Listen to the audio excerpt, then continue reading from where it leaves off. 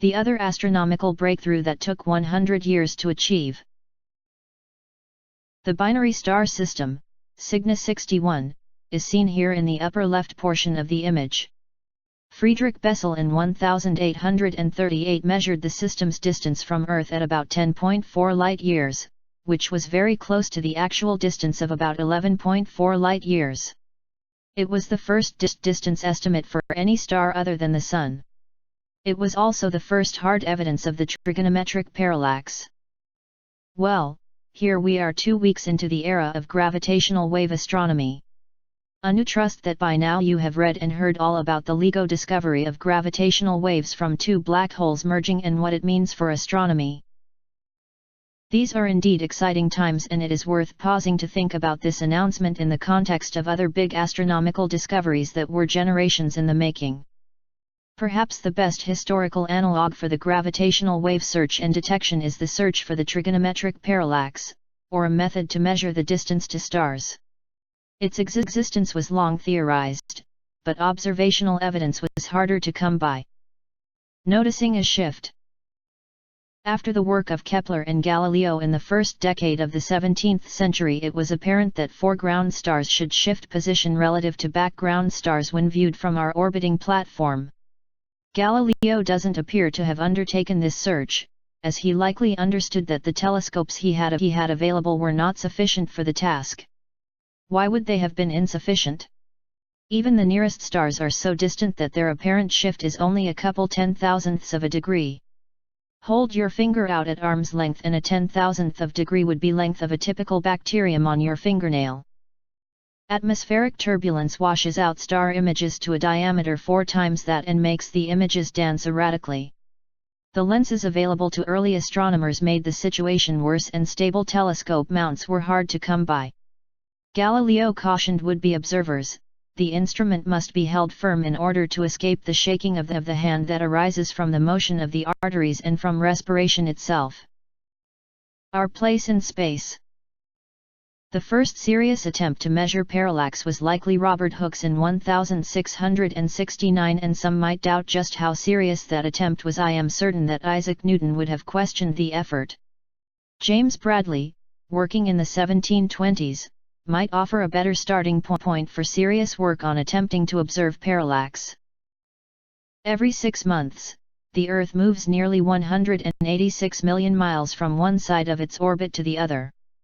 This gives observers 2 different lines of sight to a nearby star, as seen against more distant stars.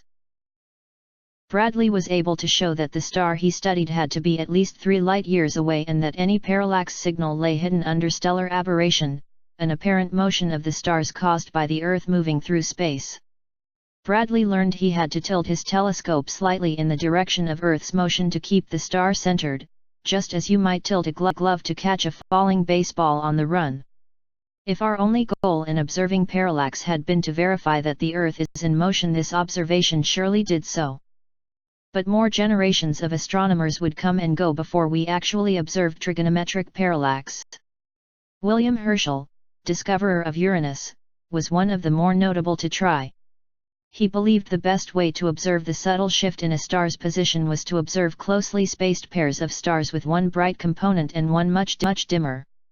If stars don't vary much in intrinsic luminosity, then the fainter star is likely much further away.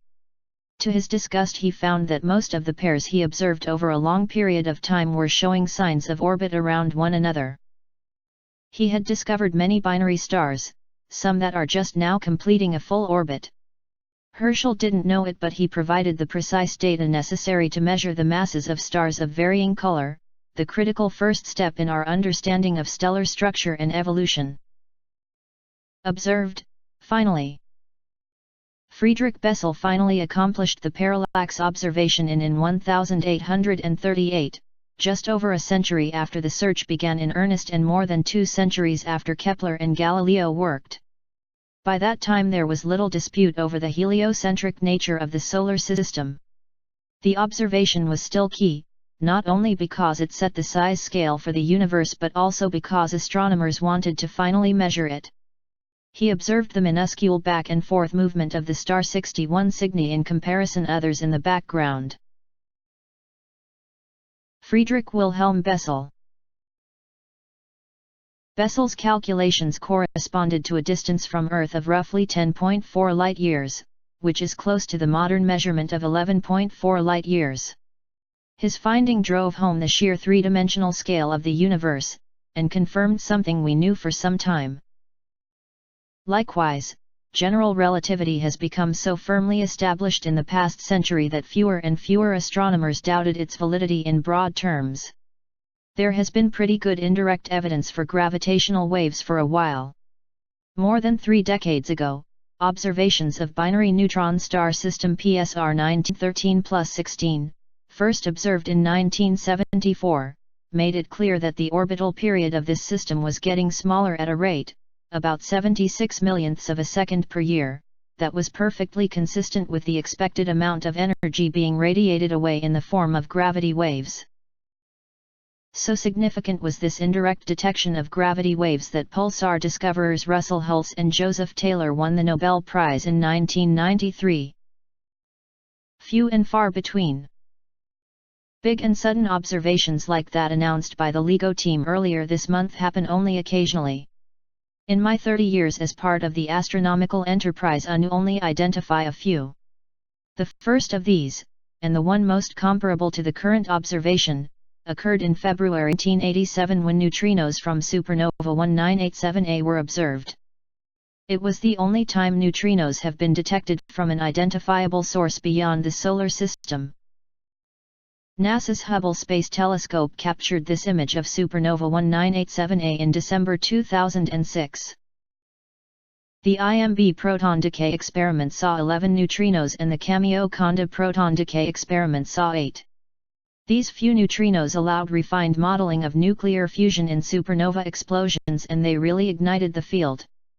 Anu was fortunate enough to attend my first academic conference in April 1987, a meeting of nuclear physicists. The schedule had been set before the neutrinos from supernova 1987A were observed, but special sessions were hastily arranged in the evenings for people to talk about results and hot off the presses models. The excitement was real in a way that I haven't seen at a conference since. It's not so much that the LIGO detection will ignite a field, it will create the field of gravity wave astronomy. The sense of excitement is similar that surrounding 1987A. The stories touched on here: measurement of trigonometric parallax, detection of neutrinos from a supernova, and observation of gravity waves from merging black holes are landmark human achievements. Take a moment to ponder LIGO's compressions and expansions of 4-kilometer-long interferometer arms, compressions that are thousands of times smaller than an atomic nucleus and occur in a sea of noise and motion not at all unlike the tiny parallax shift in a star's position in its own sea of noise and motion. But then to use that observation with all other observations to build a fairly comprehensive and self-consistent model of a vast and complex physical reality is a wonder of a completely different kind. That the LIGO team consists of more than 900 scientists is testament to the dedication humanity has for the activity of understanding what is around us. Our reward too. In his 1952 Nobel Prize acceptance speech for the development of nuclear magnetic resonance, Edward Purcell said, "I remember, in the winter of our first experiments, just 7 years ago, looking on snow with new eyes.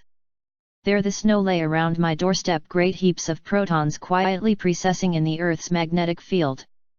To see the world for a moment as something rich and strange is the private reward of many a discovery." When Leon Lederman was director of the Fermi National Accelerator Laboratory, he said in a presentation that he liked to imagine the first hint of the next big discovery being seen by a graduate student in the middle of the night working in one of the cold, uncomfortable observation huts. To be sure, these discoveries are a well-deserved reward for the discoverers. But they are our reward too. This is a human achievement.